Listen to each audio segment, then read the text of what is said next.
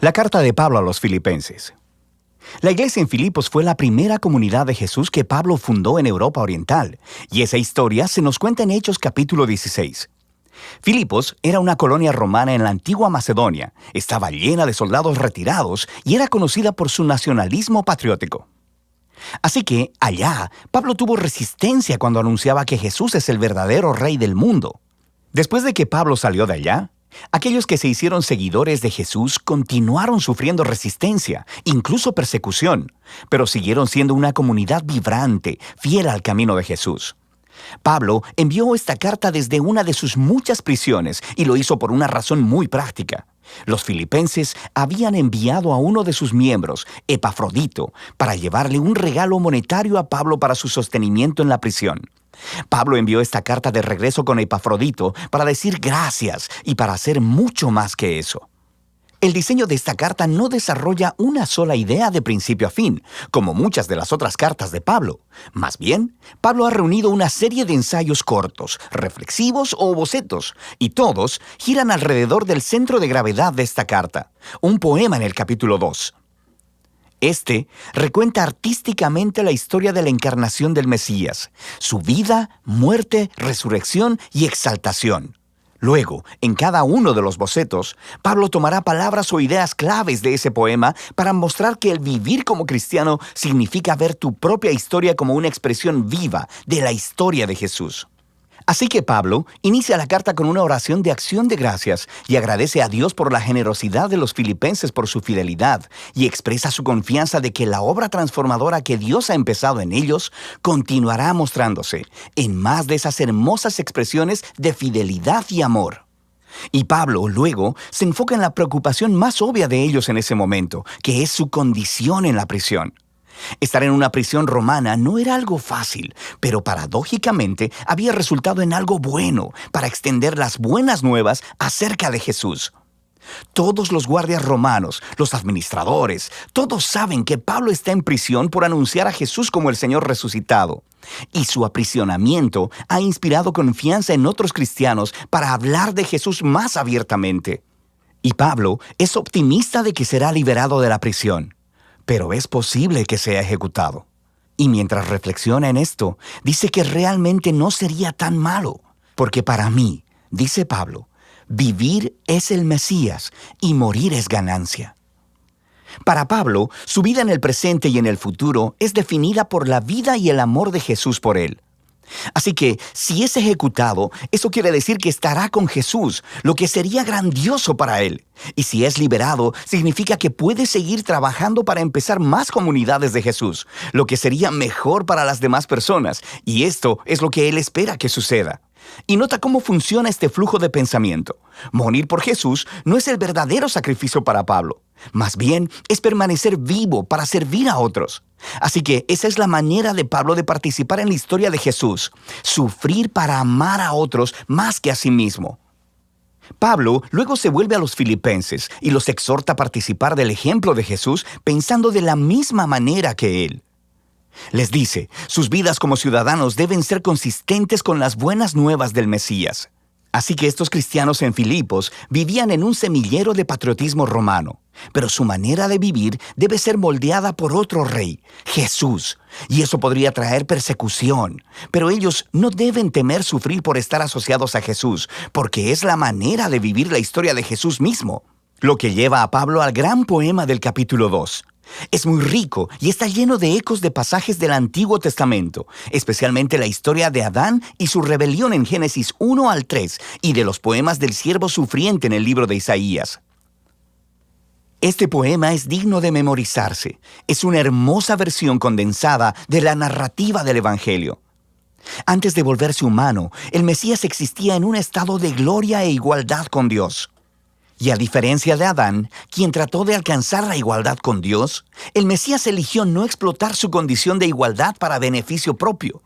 Más bien, se despojó a sí mismo de esa condición. Se hizo hombre, se volvió siervo de todos y aún más que eso, permitió que lo humillaran. Él fue obediente al Padre al ir a morir en una cruz romana. Pero a través del poder y la gracia de Dios, la vergonzosa muerte del Mesías fue revertida a través de la resurrección. Y ahora Dios ha exaltado a Jesús hasta lo sumo, como el Rey sobre todo cuanto existe, otorgándole un nombre que es sobre todo nombre, para que toda la creación reconozca que Jesús, el Mesías, es Señor, para la gloria de Dios Padre. Ahora, esta última declaración es asombrosa. Pablo está citando Isaías capítulo 45, un pasaje donde toda la creación reconoce al Dios de Israel como Señor. El punto de Pablo aquí es muy claro. En el Jesús crucificado y resucitado, descubrimos que el único y verdadero Dios de Israel consiste en Dios el Padre y el Señor Jesús. Así que para Pablo, este poema expresa su convicción acerca de quién es Jesús. Y hace algo más. Ofrece el ejemplo de Jesús como una manera de vivir que sus seguidores deben imitar. De manera que por esta razón, Pablo continúa inmediatamente contando dos historias. Primero, acerca de Timoteo y luego sobre Epafrodito, porque ambas son ejemplos de personas que están viviendo la historia de Jesús. Timoteo es como Jesús, porque él está constantemente preocupado por el bienestar de otras personas, más que por el suyo.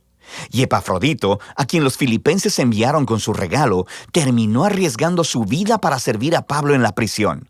Se enfermó tanto que casi murió tratando de ayudar a Pablo, pero Dios tuvo misericordia de él y de Pablo al librarlo de perder un amigo. El punto de Pablo aquí es que este tipo de personas son ejemplos vivos de la historia de Jesús y son dignos de imitar. Luego, Pablo se vuelve hacia su propia historia como ejemplo. Esos cristianos que habían estado demandando la circuncisión de los cristianos no judíos, recuerda su carta a los Gálatas, todavía están causándole problemas a Pablo. Le siguen recordando de su pasado, cuando solía perseguir a los seguidores de Jesús, cuando intentaba mostrar su rectitud delante de Dios con su celosa obediencia de las leyes de la Torá. Pero al igual que Jesús, Pablo ha desechado todo ese estatus y privilegio. Él considera todo eso como basura, y la palabra que él usa es de hecho mucho menos cortés. Él está despojándose de todo para hacerse un siervo al igual que Jesús, para participar de sus sufrimientos y de su amor sacrificial. Y hace todo esto esperando que el amor de Cristo lo sostenga hasta la muerte y hasta la resurrección. Así que Pablo dice que para los seguidores de Jesús, su verdadera ciudadanía está en los cielos. Pero para Pablo, esto no significa que debemos estar esperando salir de la tierra e ir al cielo algún día. Más bien, el cielo es el lugar trascendente donde Jesús gobierna como Rey. Y él dice, esperamos ansiosamente que nuestro Rey Salvador venga de ahí y regrese, para traer su reino de justicia sanadora y de amor transformador, para producir una nueva creación. Luego, Pablo reta a los filipenses a seguir viviendo la historia de Jesús. Él primero se dirige a dos mujeres líderes prominentes en la iglesia que trabajaron junto a Pablo, y ellas tienen alguna clase de conflicto. Así que Pablo les ruega que sigan el ejemplo de humildad de Jesús, que se reconcilien y sean unificadas. Pablo luego exhorta a los filipenses a no rendirse al temor, sino que a pesar de la persecución, expresen todas sus emociones y necesidades a Dios, quien les dará paz. Y esa paz, dice Pablo, viene al enfocar sus pensamientos en lo que es bueno, verdadero y amable. Siempre hay algo por lo que podrías quejarte, pero un seguidor de Jesús sabe que todo en la vida es un regalo, y podemos elegir ver la belleza y la gracia en cualquier circunstancia de la vida.